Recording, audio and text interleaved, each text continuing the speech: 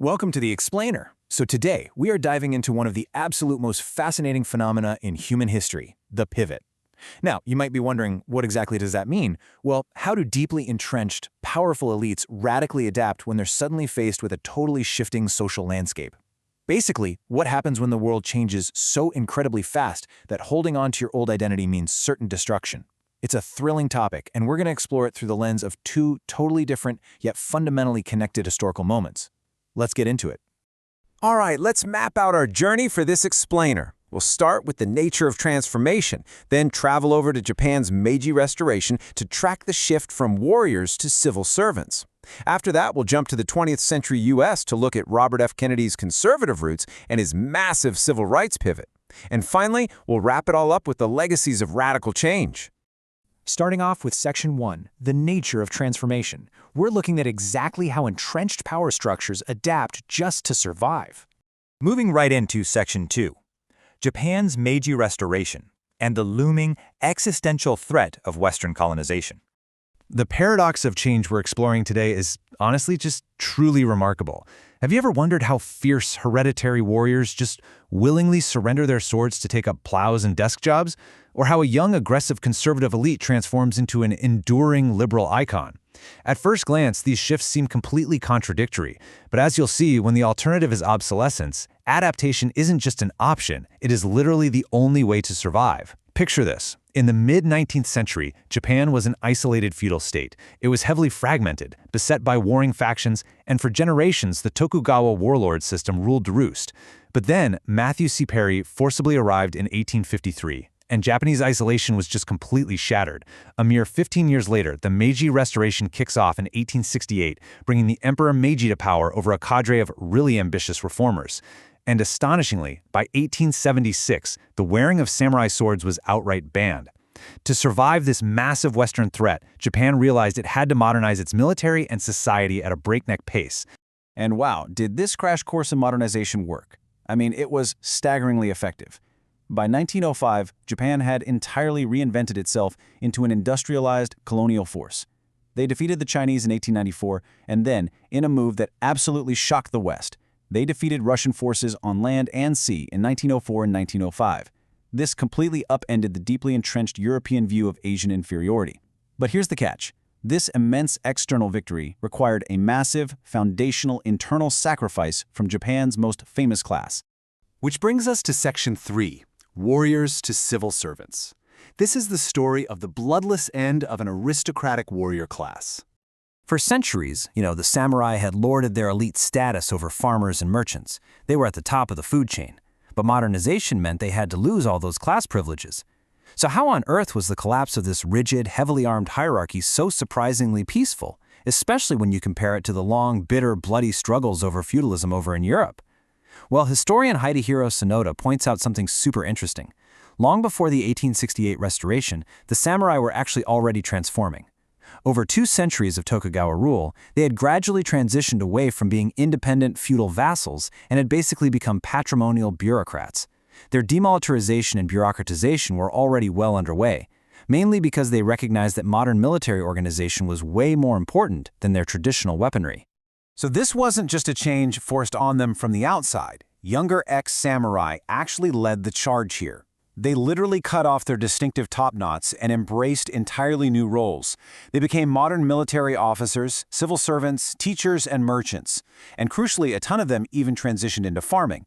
They returned to the land, literally trading their swords for plows to help build a brand new, modern agricultural economy from the ground up in the late 1800s and early 1900s. It was just a massive, pragmatic act of self-transformation. Okay, so pause for a second. What on earth connects 19th century Japanese warriors turning into farmers and bureaucrats to a 1960s American politician? I know, it seems like a massive leap, right? But the underlying mechanics of power, survival, and adaptation are actually exactly the same. Let's bridge this macro-societal shift we just talked about to a micro, highly personal transformation.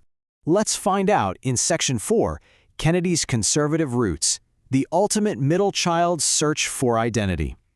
So Even with all their wealth, the Kennedy family were kind of viewed as outsiders by the Massachusetts elite back in the day, largely because of their Catholic faith. Robert Francis Kennedy, who was the ultimate middle child, constantly striving to distinguish himself, actually found an early home on the political right. He sought a lot of solace in his mother's strict religion, and that bred in him this really fierce competitiveness and moral combativeness. In fact, he started his early career working for the fiercely anti-communist Senator Joseph McCarthy, who was actually a family friend. RFK also worked as a counsel investigating labor union corruption, and he famously clashed in very public ways with prominent Democrats like Lyndon B. Johnson. Honestly, if you looked at RFK in the 1950s, his conservative credentials were rock solid. You would have easily assumed he was going to move further right as he aged. But then came Section 5, the civil rights pivot.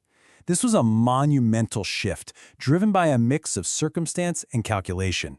When RFK was appointed Attorney General in his brother's administration, the U.S. was plunging right into the tumultuous era of the Freedom Riders, activists actively challenging Southern segregation.